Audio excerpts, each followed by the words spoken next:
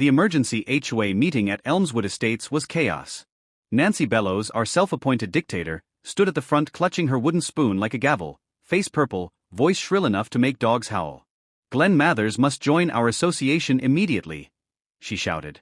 I rose slowly, manila envelope in hand.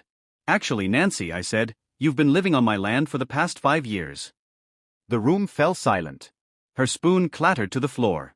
I had moved to my late uncle's 10-acre property seeking peace. Across the road sat Elmswood Estates, cookie-cutter homes ruled by Nancy, a hairsprayed tyrant who had crowned herself HOA president through a sham election. Within days she was at my door, clipboard ready, demanding $1,200 in dues. I told her my property wasn't part of her HOA. Her eye twitched. "If we can see you, you affect us," she snapped, citing a visual corridor bylaw. That was the start of months of absurd harassment, fines for birdhouses, unapproved wildlife, even excessive gravel presence. She claimed my porch coffee violated her sunrise meditation standards. Then she crossed a line, mowing a strip of my land and calling it a community greenbelt. That's when I called in a surveyor friend. We discovered a decades-old mapping error. Nancy's house, gazebo, and herb garden all sat 30 feet inside my property. My uncle had known but never cared. Until now, it was my turn to act. When Nancy called a special meeting to discuss the Glenn Mathers problem, I arrived with maps, records, and patience. I spread the corrected survey on the table. Gasps filled the room as the truth sank in. "Impossible!" Nancy shrieked. Judge Dennis Palmer, a neighbor, calmly confirmed my documents were valid county records. "If so," he said, "Mr. Mathers owns the land your house sits on." Nancy trembled. I handed her a notice, 5 years of back rent, $120,000, or she could buy the land for $97,000, or lease it with conditions, including a front yard sign reading "No HOA activity permitted." The silence was delicious.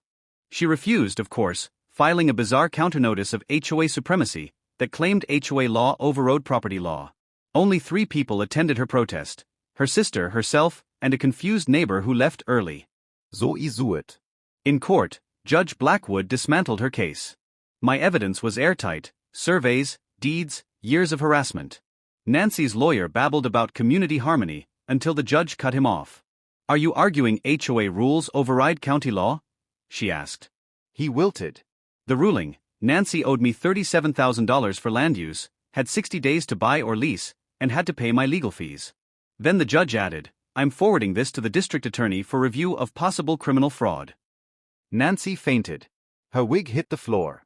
Within a week she was ousted as HOA president, 38-2. The bylaws were trimmed back to sanity. When the DA filed charges, she pleaded guilty to reduced counts, fraud and extortion, earning probation, 300 hours of community service, and a fine. The judge forbade her from working with any HOA again.